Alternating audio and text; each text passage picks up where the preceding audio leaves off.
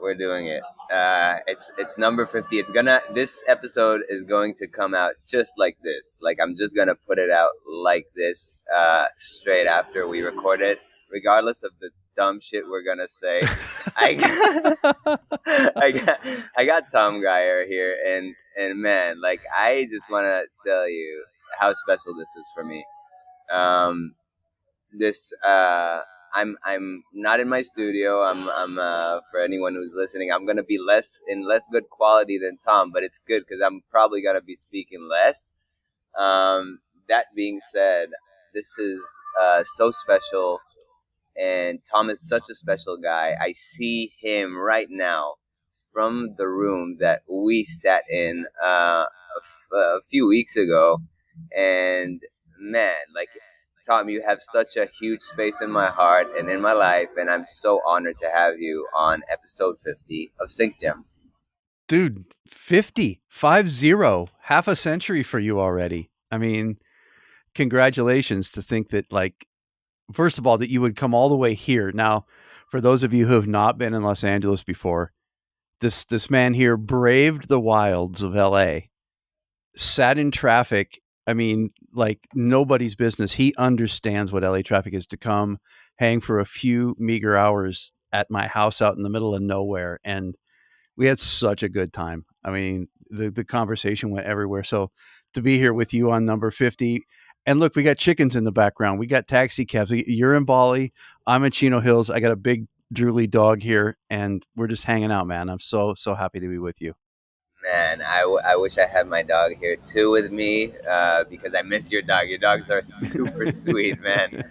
Oh my god, man, where do we even start chopping this up, man? Like we've talked, like your episode was probably what, I think it was the most heard episode, by the way, because it was so fascinating. Your story was just like it was just something else. Everyone who heard this episode was like, "What the fuck?" Like literally, um, and and we just scratched the surface. And every time I meet you, we just scratch the surface. And I know that this time we're gonna only scratch the surface again, and I'm pretty sad about it. But I want to go as deep as possible. What's No, been man. happening?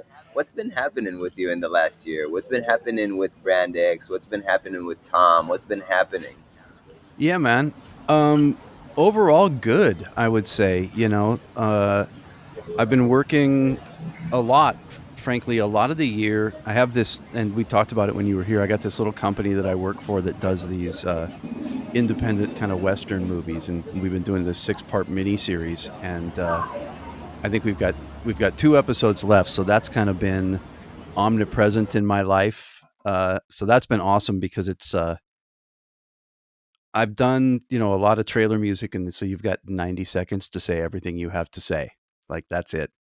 And then if you get to stretch out on a little TV show, maybe you got an hour or something. And then if you do a feature film, now you got 90 minutes. And now doing a 6-part 1 hour, that's a long time to sit with the same characters and the same sort of motifs and stuff. And so it was very informative to go. It's nice to have a lot of material that you can draw back from. And so to be with this themes and be able to extrapolate and expand was really good. But also, it's going to be nice to have it done because it will be nice to be laying in bed and not singing those things to myself again. So that's been a gas. The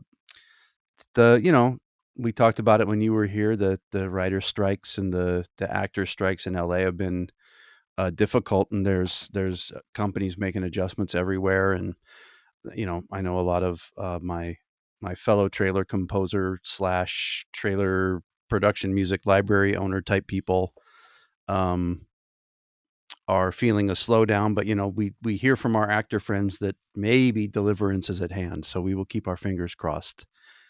Um, so that'll be good if we can get that rocking and rolling again. And then PMC. I mean, you were here.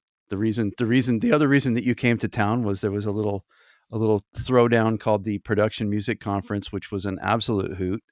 And hold on.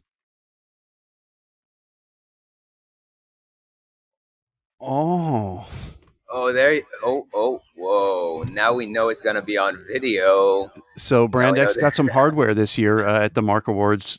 This is for like Krister Wibbert, and so Krister is a composer for Brand X, man, and this is an older track, and it's just a good reminder that you don't have to have a brand new track.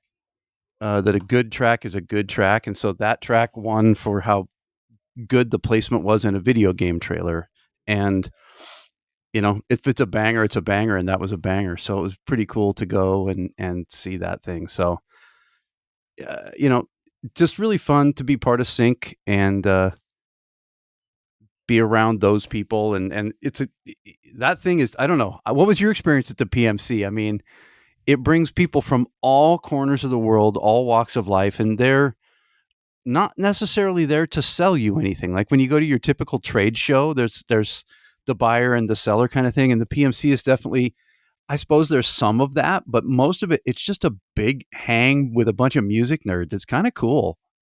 Yeah, 100%, man. And that brings me to the next kind of thing. And PMC was just like a huge cornerstone stone for me. It was just I talked last week. I had Eric Bolivar on, and Yeah. he spoke to his experience because he's been to six of these. I think, yeah, he's been to six of these, and he's been just, and we were talking about the why you have to be in contact with the people you're in contact with. And it's so interesting and so counterintuitive in this like OnlyFans age, and where you don't see the people who you're working with or for. Yeah. um I'm saying OnlyFans because this is the best. I feel like this is the best distinction of it, or Twitch, or whatever you want, like for that matter. And it's I feel like connecting, and man, just like feeling your energy. I'm gonna get back to that because this was like my experience coming to you was like a second to none. I mean, I could say that only this experience of going to your house and getting together with you, and and seeing your passion to your craft was just something that was worth the 4 grand I paid to come to LA and do this whole trip. Because Oh man. man, it was just to to I don't know, like, man, it's you're one of these people that I feel so grateful to have on call, because you're just so deep into what you are doing, and also like you have the pleasure of having the most amazing supportive wife that you have. And She's in. you guys have found something, like you guys have found a formula. And I think that, like, I was thinking of asking you a bunch of technical things, but I feel like, like we're at we're at episode 50, and I feel like, what's what's your formula, man? Like, how did this man, like, when I looked at your life, I'm not even kidding, man. I came out of your home, and I was a bit sad of the situation back home, and things like that. But all over the place, I was just like, the the the the, the notion was, oh my god, I want to be like this dude. I swear to God, I'm not even kidding. Like, you're a friend to me, yeah. But when I saw you and your life, and your hobbies, and just like your humble way of living life fully in your purpose, it just gave me such a huge boost to do what I do. Hmm. So how'd that come together for Wow. you? Well, first of all, I mean, it's huge that you would see that when you would come and hang out, right? That's really important because I think whether it's talking to you or whether it's writing or having an opinion on social media, when somebody can come and hang out and they take away what you hope they would take away and not like some different version of yourself that's not who you think you are, that's very reassuring. It's very comforting. And I think a lot of it is, I hope the older I get, the more comfortable I am in my skin. I mean, it really comes down to that. And Well, first of all, blessed beyond any kind of ridiculous reason, right? I mean, the story doesn't have to be the way that it is, and I think never losing track of the fact that tomorrow doesn't have to be the same as it was today, and so just trying to always live in gratitude for where I'm at and what I'm doing and what I was given. I mean, there's a lot that goes into who I am and what I do that came to me as a gift, right? Whether it's a supportive wife, whether it's parents that were willing to spend money that we didn't really have to make sure the kid had piano lessons. The You had a good instrument to play because that was important to keep you passionate about what you're doing, and you know, just so many people throughout have given time of day and energy and effort to me to nurture this thing that I was given, right? And yeah, I did the work. I sat in the chair, and a lot of the time it wasn't my choice. No, you can't go play because the timer on the oven hasn't gone off yet, so you have to stay on the piano bench and practice Bach a little more. And there were aspects of that, of course, as a angsty teenager and a mid 20s person, maybe don't look back on that so fondly. But in the long view, all of that dues paying and work that was either my idea or somebody else's, but holding me accountable to doing something with this gift. That's kind of been it. And then in my path, I've had a lot of really amazing people that saw something in me that sometimes, you don't even see in yourself and said, hey, let's give this a shot. And then it really is up to you, because then at that point you have to, not just turn up, but show up, I guess is the thing. And I always tried to show up because it was always fun. I playing the piano to whatever end, and I still consider what I do at some level playing the piano, has always been fun for me, always. And I've always gotten, for the most part, positive feedback for doing that. And so the things that happen because I have fun playing the piano, I mean, at its simplest, that's the ingredient. Music has always been play for me. And even when it's work, it's play. And even at the hardest time, you know, it never failed to be of profound impact to me that as tired as you are and as many days as it's been since you've seen your wife, uh, you are working on Pirates with Mr. Zim. So, it just always baffles me what I was doing and who I was doing it with. And that all fed right back into, wow, this is really fun. And, uh, a lot of this, all I did was show up and work really hard and do my best and try to keep having fun and not embarrass myself or anybody else too much. And then, you know, you have these pieces of wisdom. I met my wife, we were working, and I'd had some other relationships before, and my mom had met a few of these people, and she met Diane, and she just said some things to me like, don't screw this one up, but this is a good one. And, I haven't really said much before, but you might want to pay attention to this one. And it was just, you know, the universe or whoever sending me little signposts. And I think, we can make those up because a lot of the time we're looking for justification in what we're doing. And so we can choose to sort of see what we want. So trying to figure out, is this the universe giving me a hint, or is this just me wishing something were a certain way and then trying to find justification? So I think, however, we know the real ones when they come. And my mom saying to me, this is a good woman, you might want to, see about hanging on to this one. That's one of those that's hard to ignore. Those don't come very often. And so the other ones are the simple things that, I think I said on the last one, which is the show up early, go home late, work harder than anybody else, don't be a dick, and help the drummer carry his shit to his car after the gig, no matter how important you think you are. It's just that stuff. It's that common sense musician stuff, because I remember doing gigs with the band, and I knew which guy I wanted to go have dinner or late night snacks with after the gig, and I know which guy I didn't want to hang out with because he was a dick, right? And I always tried to not, not be the guy. I always wanted to pull the invite because I'm a social guy and I like going to breakfast in the morning after a good gig, right? And so to me, that was always super important. And I don't know, I had a couple of parents that were public school teachers, and they just tried to teach everybody's kid to be a good kid and, be responsible and do the right thing. And, you know, I had great modeling in a lot of that when I was little, and I had consistent accountability to that throughout my life. So I think the only other thing is that I was from a pretty early age in professional situations. Right. And so I didn't have well, I did. I guess I had the choice, but I was like taking money for music.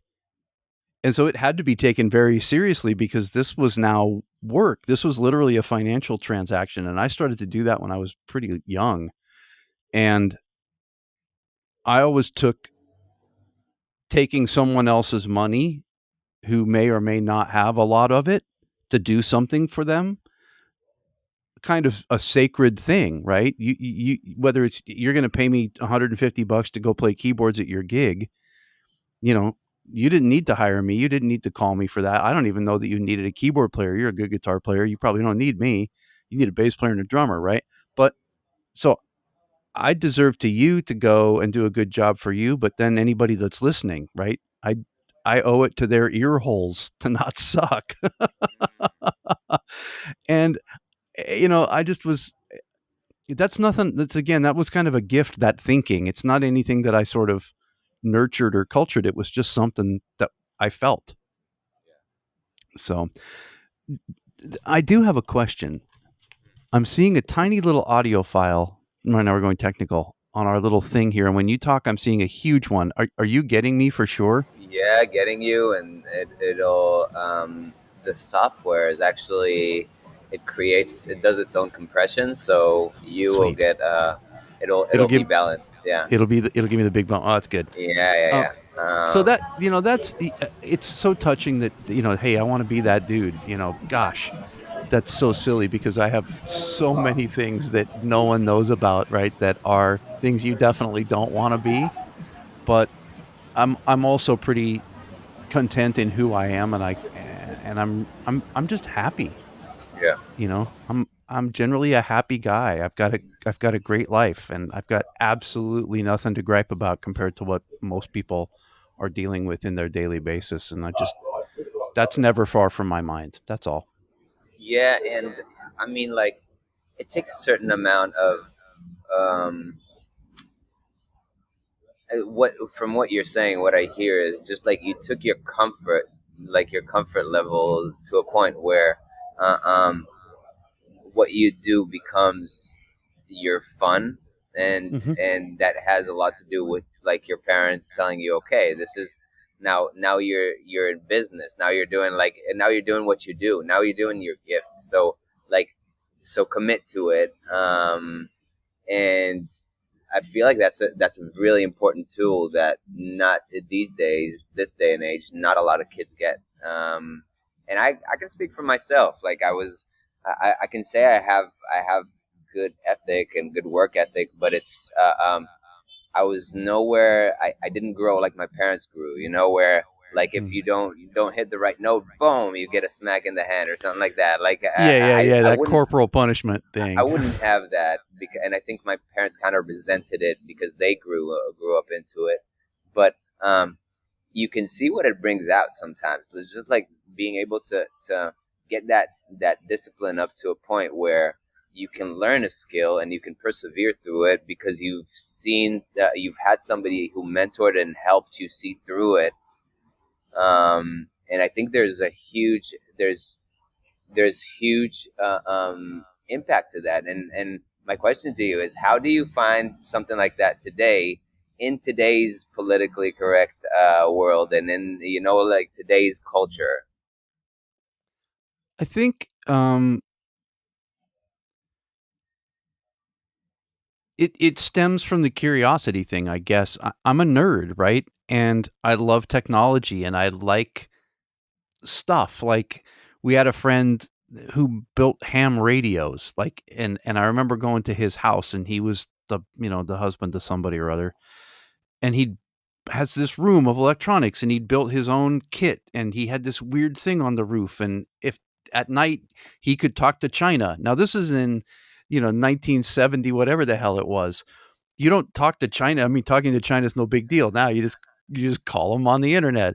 But back then, you're doing these skip, and I would sit and I didn't know what any of it meant. Right? It didn't mean anything to me other than this dude built this stuff. He could use it, and by doing it and using it, he could talk to China. So I'm like, that's fascinating. And then we had this other family friend who played organ at the church, but he played like 9 instruments, and they had a player piano in their house, and he had a ukulele, and just being fascinated with like this one man band guy.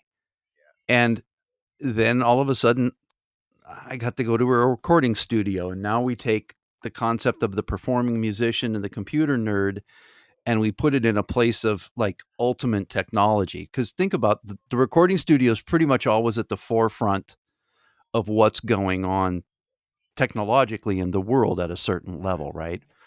And so whether we were talking about microphones and reverbs and that kind of stuff, or whether it was, wow, they had a computer in there.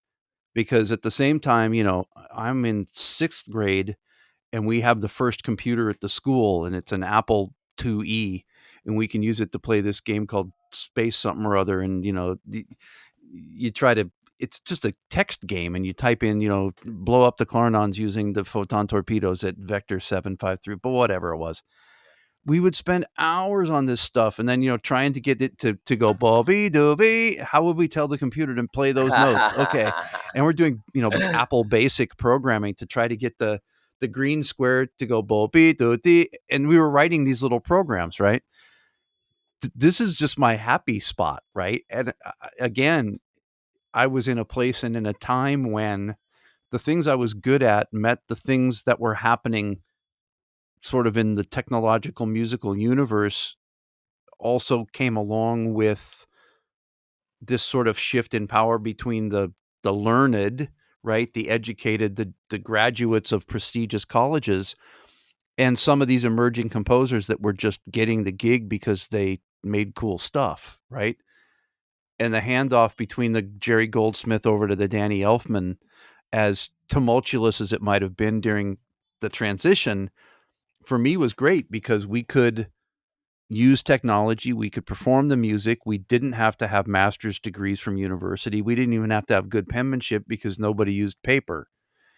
And that became a tool for me to express myself. It made me valuable to other people trying to do the same thing that might not like the technology as much as I do. I mean, my business partner, John, he was a great producer, is a great producer, great composer, but computers didn't like him much, you know?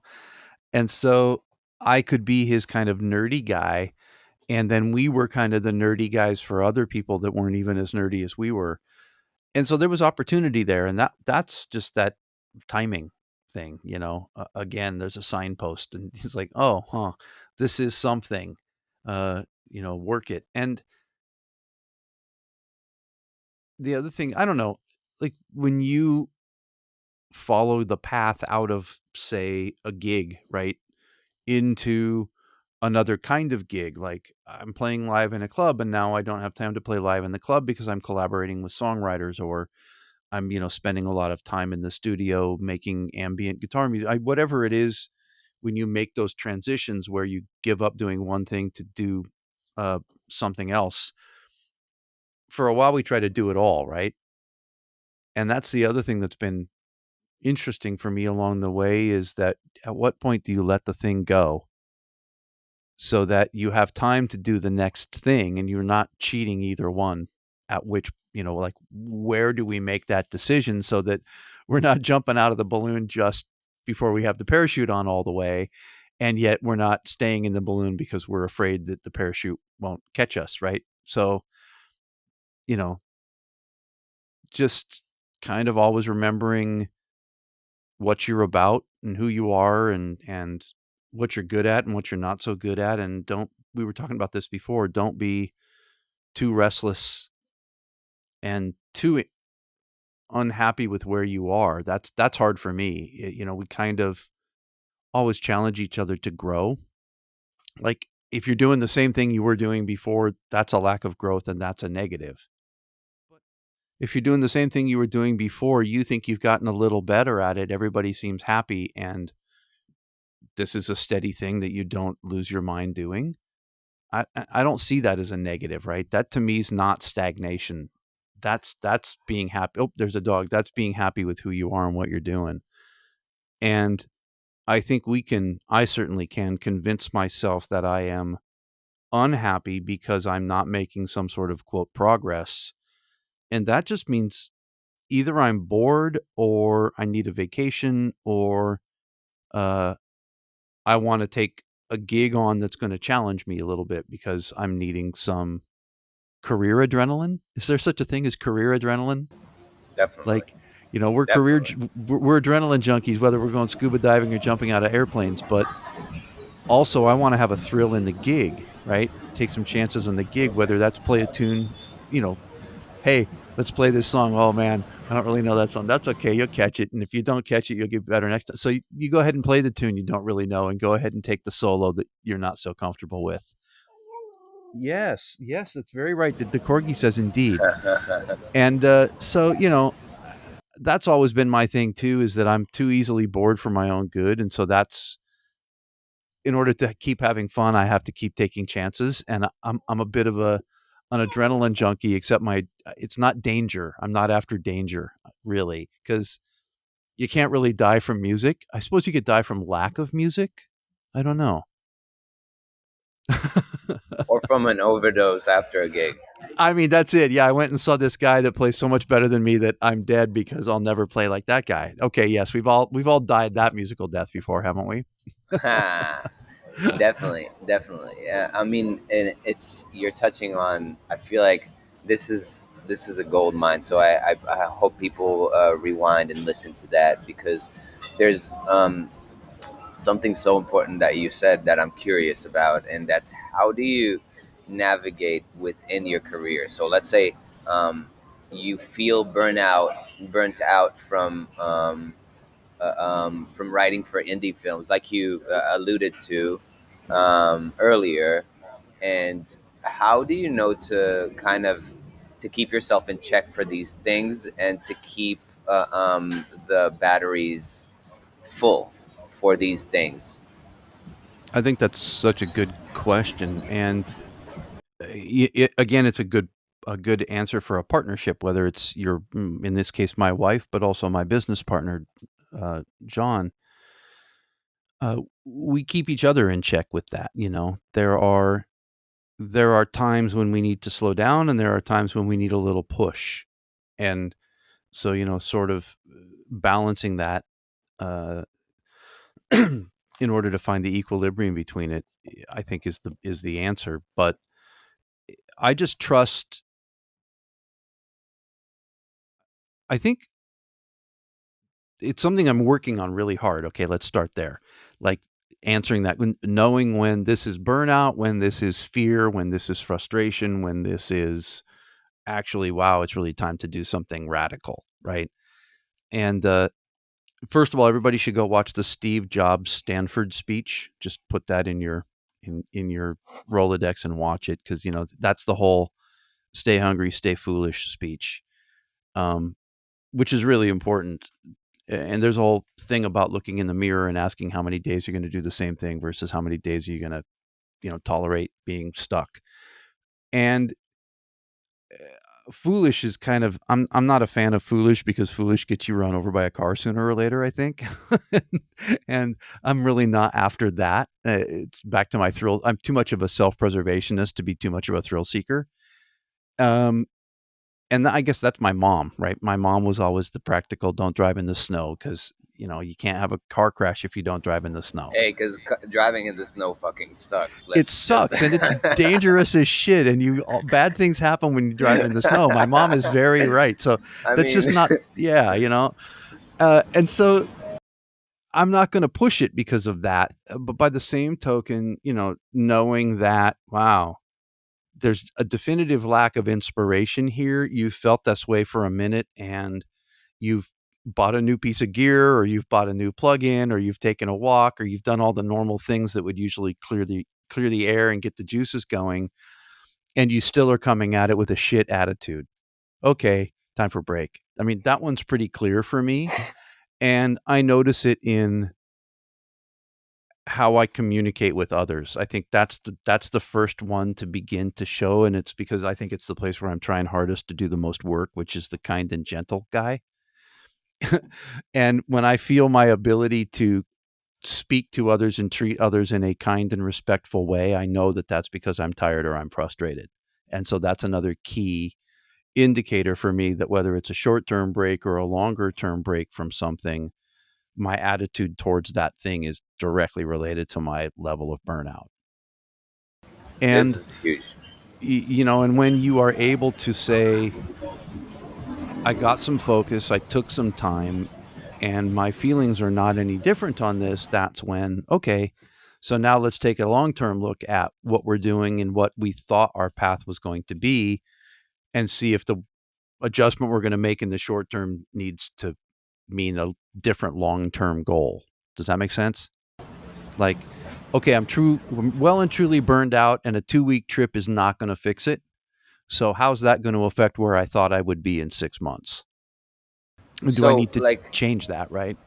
so does it happen to you like on a daily basis where you kind of reflect on that, or like how is it in your routine? Is it just like something that you subconsciously do? Like where does it meet you in a routine sense? Because And a root man, like you're running a really success like to again, I'm talking from, it's subjective, but to me a really successful model that works. You've shown me how many placements your whoosh gets. Yeah, That's I mean, crazy. But I'm yeah, just it's a saying, crazy I, thing, I'm yeah. I'm just saying, but it's just like and it's a lot for listeners, like it's just crazy where I mean, abundance is not always the place to put your finger on, right? Like, but it is Yeah. an outcome of something, and that's what I want to kind of get into is what what do you feel like sets you apart from other people who started a label, who are starting labels, who are just like doing their thing and kind of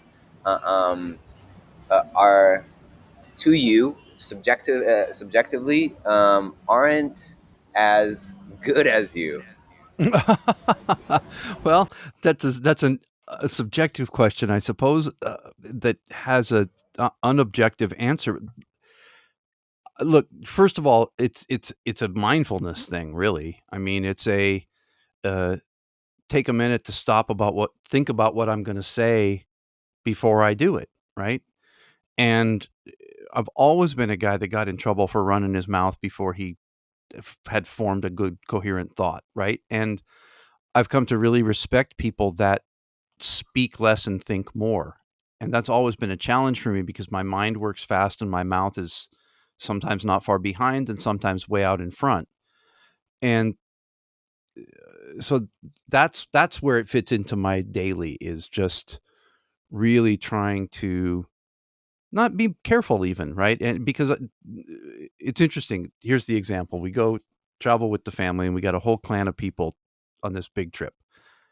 And dad gets frustrated, and what dad wants to do is yell at everybody, get your ass in the damn bus, because if you don't get your ass in the damn bus, we're going to miss the damn flight and then everything's going to be fucked up. And so I need everybody to just do what I want right now, and I don't want to answer a bunch of questions. Okay, that's not a good strategy for a happy family vacation. The alternative of that is dad is totally checked out because no one wants to submit to his master plan. So therefore, he's going to sort of sit on the sidelines and go, look, no one cares what I think. So whatever you guys want to do, man, I'm rolling. We're fine. Just do it. Oh, now we have disengaged, disgruntled, pouty dad. No one wants that either. And so to be mindful to not be so careful that I'm disengaged or thoughtless because I'm just over it, but also uh, being accountable and true to how my message is being given, not so much about how it's being received, right? Because how it's received is really up to them. How I'm giving the message is really up to me, and trying to remember that one. So that's my daily. People who aren't as good at the game as I may have become because of luck and experience and some mistakes, frankly. I think that's one of them, is that, I haven't been around for just a minute. And so the ability to stay alive and the ability to adapt and to see icebergs before they sink you, or take advantage of opportunities that might not be there in another chapter. Uh, Timing, luck, and we don't usually make a big decision like that without a lot of thought. And so we've made a lot of little mistakes like every other human. We've been largely able to avoid making colossal mistakes. And I think that's just, again, good partnerships, good counsel, being careful. Um, and so that I really give a lot of credit to, because I think a lot of people are sunk by their worst mistake a lot of the time, whether it's something they said, something they did, something they did not do. And so our most colossal mistake hasn't been terminal. So I think that's a big one. I think another one is uh, finding the balance between representing a good value, representing an appropriate wage, and not burning too many bridges. It's that how do you get what you're worth? How do you stand your ground? How do you, quote, fight back at some level? Otherwise you're just, you're a do whatever they say and take the money person, and the integrity part is rough. And so how do you operate with integrity, be a great collaborator? Like, I don't care today, I have people on my team that don't have a lot of experience or a time in. They're not composers, but they like music and they have ears. And so when they have something to say, I don't have to do what they say, but it always behooves me to at least humor their viewpoint. And I think musically or humanistically, take a minute and humor the other viewpoint, because there might be some wisdom in looking through those eyes for a second, and so that one can be as deep as you want it to be. But really, it's served me really well, because I don't often get caught off guard, right? People don't surprise me too often, because generally they've been part of the conversation. And so if they had something to say, I've given them the opportunity to say it. Now, some people don't want to say, and so then they spring it on you because they've been suppressing it. So that's, again, where being comfortable with people and really having people feel like I trust to say my truth and I'm not going to get dismantled for it. you know, and sometimes we all say stupid stuff when we're given that much rope, right? I'm certainly not, I'm, but just having a place where you have checks and balances, you have smart people that help you see the signposts, you don't make too many colossal mistakes, and you don't lose touch with who you are and what you do. And I think that's kind of the thing we were talking about with the sound design business with, sorry, It's instead of the whooshes. pipe. Yeah, the pipe. Yeah, Instead of no, the I got the water bottle Yeah, tonight. it's a water bottle, It's the guys. water I'm sorry. bottle. We're sorry to disappoint whoever's Sorry. listening via audio. It's okay. It's just we don't have that pipe here. We don't have the same swagger, but we're chilling. That's all that matters. Oh my god, he just brought in. I mean, we would have to I'm have not it, even wouldn't kidding. we? If you're not watching this on video, Here's you a visual joke. Water pipe. Oh no, wait, that's a oh different my show. god, I'm screen shooting Okay. this. Oh my god. Wait. Oh my god. Show me. Show me. Oh, there we go. I just screenshot that. I love it. Uh, Um, no, man. And the other piece of it is I love hanging out. It's, you already said it. You started the show, man. Come in here. and meeting people, or going to meetings, or being on scoring stages, right? Like anytime we were going to record, I love to go early because the guy that's running the computers, I want to meet that guy, and the guy that's proofreading the score, and the guy that's running the tape, and the guy that works at the studio that hung the microphones up. And I'm just nerdy. I want to look around. Like anytime I would get a chance to go on a movie lot, right? That's the other piece of the nerd for me, is like Hollywood had this big mystery to me. Like that's the land of dreams. I really was of a time and a place in America where that was a thing. Like, man, if you go to Hollywood and you work in the movies, that's where the magic is. And if you can go down there and do that thing. And so I'm literally like pulling onto the Sony lot, or I'm pulling into the Fox lot, or I'm on Universal. And it didn't matter what I was there to do. It was just the fact that I got to walk around. I got friends that work in the business. They couldn't care if they ever set foot on another movie lot as long as they live, right? It's just it's like a public restroom to them. It's like there's a million of them, whatever, they all are the same. And to me, it's like, wow, I get to drive on past and look, that's where the thing is, and look over there, it's the car that so and so drove. Man, it just makes me just grin. And so the motivation to continue to work and meet people and talk about this business and share music and movies and sync and all of that stuff, it that never gets old for me either. And so Mm, that's juice for my soul too. And so I think putting all of that stuff together, you get the passion for the thing, the nerdism in it. You got, I like other people. I've had really supportive, wise people that have helped me keep my checks and balances all the way through. It's cumulative. I'm not better or worse than anybody else. It's just the sum total, when you put it all together, has had an extremely positive outcome. That's all. mm, wow, man. So I'm gonna make a quick shift because like Sure. in the beginning we were talking about you were talking about more of the kind of brand X thing, and I mean like more the maybe the professional thingy. And I just wanna circle back to that because you were saying something about banger tracks, Yeah. and I want to know what is a banger track to you? Like what creates something that you feel like would be super successful? It's I mean, obviously if we knew, we could put it in a bottle and we'd all never have to work Yeah. again. So, but I think sometimes it depends on the genre, I guess is the word I'm searching for, right? Hmm. Each genre to me has its own sweet spot that makes bangers bangers, right? Now, if we're talking about this particular video game thing, it's the rhythm, it's the sound of the thing, it's the way that it's cut, it's the way that you can envision someone using it, right? The first time you hear it, you can totally see how it's going to lock up the picture in your head. You don't need to see one frame of video, and it's just like, I know what this is for. I know what they were studying when they wrote this, and this is an absolute slam dunk. Like Sponsor wrote this piece. It's called Auryn, Auryn, Auryn. I can't remember how to spell it, but the working title of it was Hunger Games. That's what he called it when he wrote it, Hunger Games, and it was Hunger Games version 17B, whatever.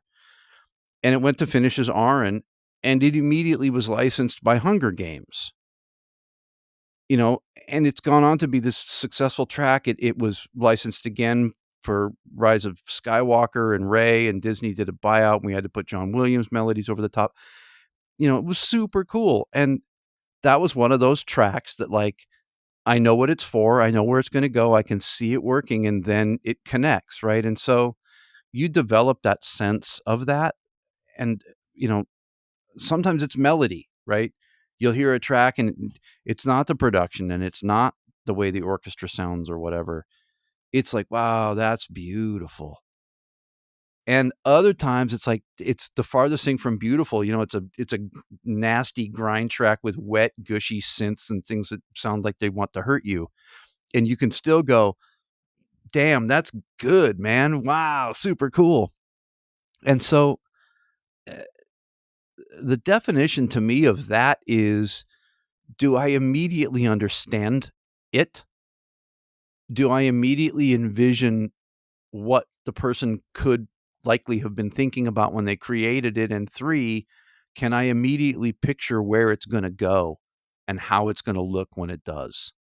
Right. It's for me, it's a visual. It immediately, if it evokes a visual and I can see it locking, and when I watch that little movie that's imagined in my head with that piece of music underneath it, I'm excited, then it's a banger, and it doesn't happen often, and I'm as wrong as often as I'm right, but the spidey sense is just something that you learn to listen to, because when you fight it, that's kind of that, be comfortable with who you are and know what you're about, because you have to trust that, right?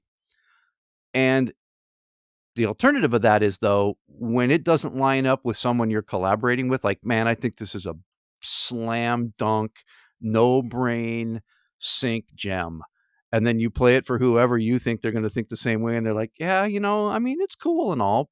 And you're like, ah, how can you not hear? Ah, I don't understand. What? I mean, listen to that kick drum. And so there's always that, your gut's always balanced against hold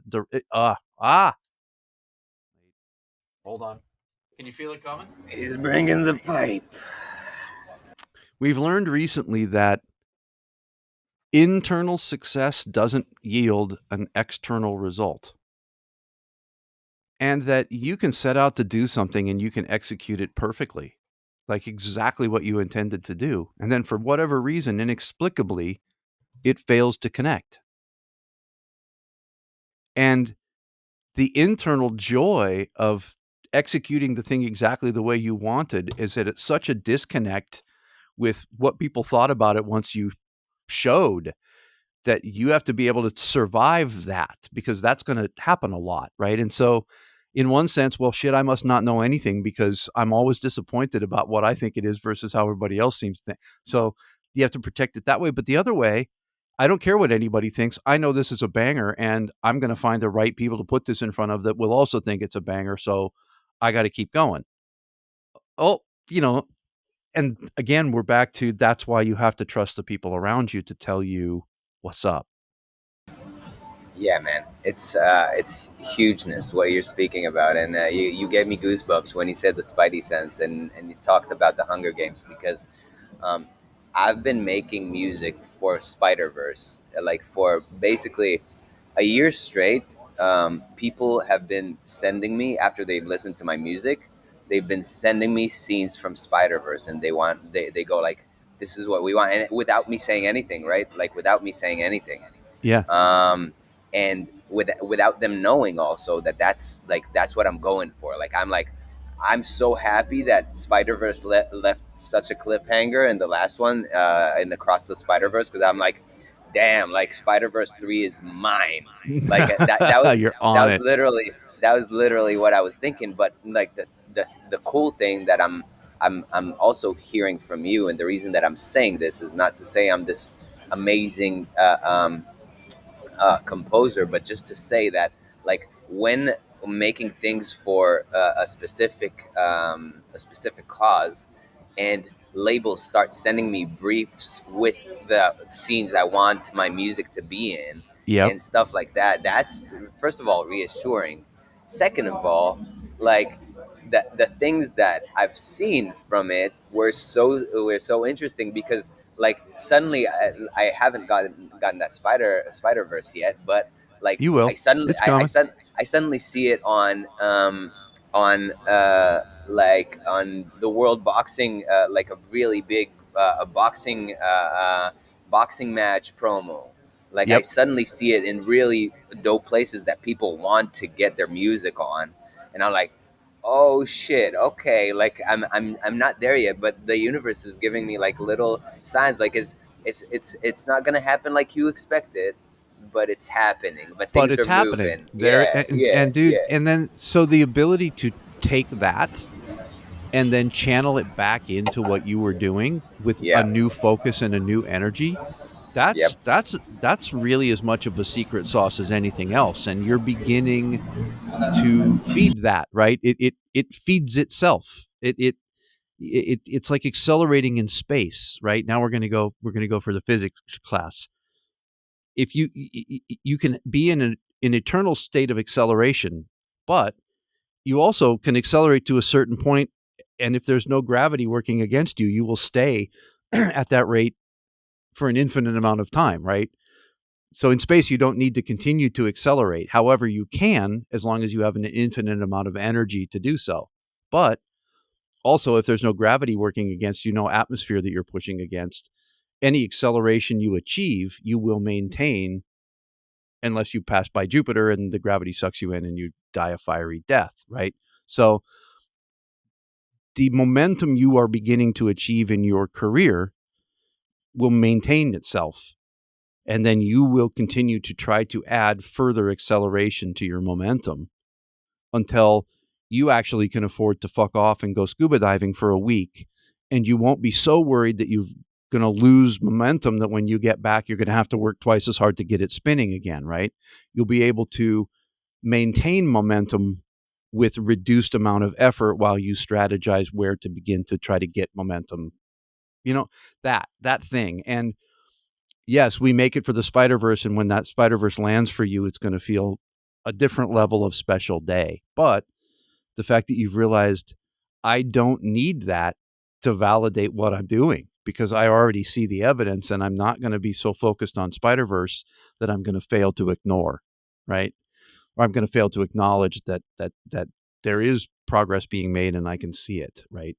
I think it also like the cool thing is that once your art is kind of focused and it sounds like people really dig your sound and what you're doing and for me I think I told you like it started people things started clicking for me when people started hearing my voice, and then Mm-hmm. it started creating opening all these opportunities, and suddenly I found myself, just because I got into the conversation with that Spider-Verse sound, I found myself doing an ambient guitar album, like I found myself doing like all these different things, and it like you were saying, it creates a different kind of momentum, and it's like a tree that kind of like branches away. And yeah, and there's the main part of the tree, that's the Spider-Verse. But like, what if I make 5 grand making a rock track, that which I did like a few months ago, and it was dope, and Yeah, it's dope. like it's just like uh, um the the the the thing that I feel like I was failing to kind of see, that it goes back to your point that I wasn't able to branch out, because I was like, I want my superpower to be what works for me. And then it's like, yeah, but like, what if you refresh yourself for a second and make a trailer track, or make a an orchestral track, or just like stretch yourself a little bit outside of your comfort, and in the end, it actually feeds back into the style that you actually make, because like uh, um, the Spider Verse style is very wide, because it gets orchestral. It also gets like really bangery. It gets into a lot of places. And now, let's say I did an orchestral promo for a company, um, and then I go back and I do put it into a banger. And now I learned, like, I had this, yeah, just like another example. I made a, a an orchestral track, and I sent it to all these amazing composers, um, and they just like gave me a bunch of guidelines. I didn't even know that I was supposed to split my strings into single strings, like I was, which is a beginner's mistake on my end. But like, they were like, do you not do this? This is crazy, kind of thing. And then Yeah. I was aware that it was a thing, and then I improved my knowledge and my ability to make orchestral stuff. And I was like, oh, my violin here doesn't sound really panned as I wanted, or things like that. And then I suddenly channel it to what I actually do, and now I feel like my orchestral skills have jumped like a bunch of stairs up, and now I can actually make things that are closer to what I hear. And um, yeah, and that just comes back to everything you were saying. Basically, it's like basically keeping yourself in check and being able to mindfully say, okay, this is a rock track, let's go, like let's go. And then like you record a rock track, next track you make for Spider Verse, you make it with a guitar. Why Yeah, did you why do not? it? It's like, so like it's that's exactly what it brings up for me. And I think for you, like anybody else, when you do something and then you bring it back to any other thing, whether it's orchestral going into the rock track or electronic experimentation going into the orchestral world, either direction. Anytime you take a deep dive into anything else, you can always bring it back, and I think that's the other part of the how can you ever truly be like out of ideas? Because all you have to do is like make a tiny little pivot. And uh, I'm trying to find a good analogy, like Latin music, for instance, right? We were listening to some salsa music, and I'm not an authority on this stuff at all, right? And there are people who like spend their entire life in that little narrow area, and they understand that if you're from this region, you play the montuno this way, and if you're from that region, you play it this way, and if you're playing that song, you would never play but you would do it instead this other way. And it becomes so ultra stylized that there's no freedom in it because all you're doing is paying homage to wherever it came from. And yet at the same time, the cultural appropriation, instant bastardization. Oh, I get Montuno. So I know one Montuno and it works for every Latin song you want to play. And if you're trying to pass yourself off as authentico, that's that's not a good thing. But I think the freedom comes in, look, I know what the real Montuno would be for this. I also know that if we were in Puerto Rico, they would adapt it this way. So therefore, why don't we do this and do that? And now all of a sudden it sounds like, the cool side of New York City, and I'm definitely at the right club. And I think the food is going to be really good because of the music that I'm hearing, right? That's all these homogenizations and hybridizations all come from exactly what you said. Go do work in here and get feedback from the people that are really doing it. That way, when you bring that knowledge back to your core craft, you're going to have those roots with you, and that's whether we're talking about Harry Gregson Williams writing choral music. Like, I don't know if you've his writing for choir is extraordinary. Well, he was in boys choir. I mean, he grew up, his father was, I believe, a choir master, and he was a little kid singing in church choir. So his roots in that particular discipline are deeper than anybody you can find because he spent his whole life there. And so, yet when he goes over and he takes synthesizers in his time with Hans Zimmer and all of that stuff, and then he brings that back into Harry Gregson Williams land, that's where the transcendent stuff happens. And I'm just picked a name out of my hat, but I mean, Hans at some level, Powell, more experimental composers, Greenwood on No Country for Old Men, just these people that are taking their wheelhouse and then taking that wheelhouse and putting it into a different discipline. It always yields a fascinating result. So how can you ever be bored if all of that sort of micro blending is possible? It's the same thing with cooking, right? Mole. Do you like mole? I don't know what mole is. So mole is a sauce that comes from, I'm going to screw up now, but somewhere south of where I live. So Cultural either appropriation coming, just yes, for all it's you either listeners. Mexican food, Central American food. I don't know who claims ownership of mole, but every place you go that does it differently. And the one thing they all agree on is it's got a gazillion ingredients, and it takes forever to make. And it will contain chocolate at some level. But the number of moles and the subtle differences between them as you eat them, as you travel around, is astonishing. And how can you ever claim to either be bored with it or that, like, I totally understand it? Because you can't possibly, because everybody's grandma cooks chicken mole a slightly different way, and you can't possibly taste them all. So how could you say, I have understood all of music and I have developed my thesis about all of music, and therefore I am bored because there's nothing left to explore? What an absurd thought.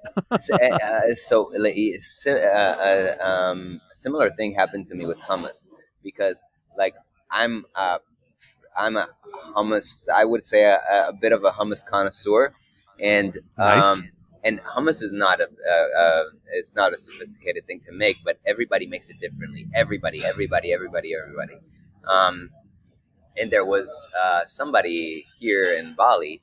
He made hummus, and it was delicious. Like I liked it. It wasn't Yeah. really. It wasn't very. It didn't have like the amazing texture I'm used to, but it was really tasty. And he was like he was like, you make hummus with tahini, like. And tahini is like the core ingredient, It's the core basically, of ingredient. Yeah, you hummus. got your Yeah, chickpeas, your and he's tahini, like, and your I don't olive make oil. it like in the most like absolute confident way. He's like, hummus with tahini. I don't make hummus with tahini. And then I looked at him and I felt very triggered. He hurt my he hurt my feelings a little bit there. And then because I mean I used to make a I, lot of hummus, dude, I but bet you make a mean hummus. I Next make a time. pretty mean.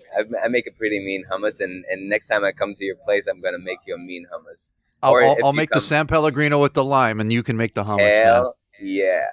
Yeah, Um, that's a deal. and that's a deal. And like the thing after that, I noticed that I was triggered, and I wanted to kind of confront him. I was thinking to myself, who cares? It's fucking delicious, you know, How's it like. taste, man? Yeah, and like my appropriation place was like, oh, he's kicking your culture in the balls, kind of like there was actually Yeah, something in me yeah, hummus saying with that. no tahini. Fuck you. Yeah, What do you mean hummus with yeah, no yeah, tahini? yeah, you idiot. But You idiot. then like I'm like, it works, so who cares, you Dude, know? did you enjoy it? Yes. Do you really need to know what's in it? No.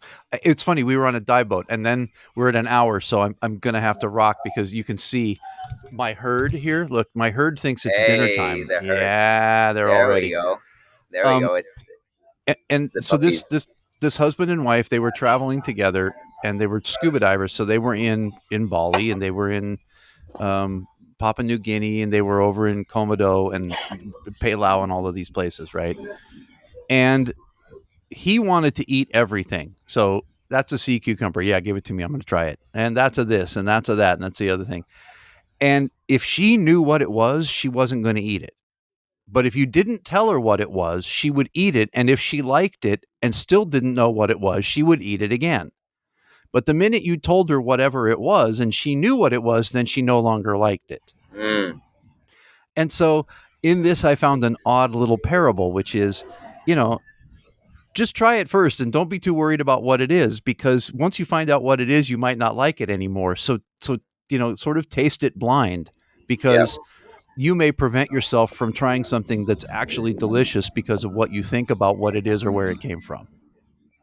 Man, that's I think that's a it's a perfect place to kind of leave the people wanting more, because man, like I say kind of the goodbye things. What are you currently grateful for, man? Dude, I mean, these conversations, I mean, that's a huge one right now. The ability to go hang out and go scuba diving in an ocean that's not dead yet. It was alarming to see some of the changes in the coral and stuff, and it just really reminded me to continue to try what I can do, and remind people that their actions have consequences. So get yourself a refillable water bottle and stop with the plastic stuff already, guys. Mm, So I'm very grateful that what we have is still here to see, and I hope it stays that way. The wife, the dogs, health. You're going to help me with this, because there's a friend of mine, and very very learned Jewish guy, and there's apparently a prayer for the bathroom, which says something along the lines of, "Thank you, God, who makes my holes open and close at the right time." wow. And this is such a great prayer because what I've realized is if your holes don't open and close at the right time, there's not really anything else that's going to be too important to you. So that's I'm very grateful that my holes open and close at the right time currently, and I'm gonna be Hey, very happy that that's how life is at the moment. You know what I mean? yeah. Sometimes you got to close your holes and listen, though. That's it, man. Close the holes because open holes are just as bad as closed holes. It just depends on the situation for sure. You're also, I mean, like you're closing one hole as you're opening the other, which is the listening one. I mean, like your holes are always working. I love it. I love it. How about you? What are you thankful for right now? Wow, man.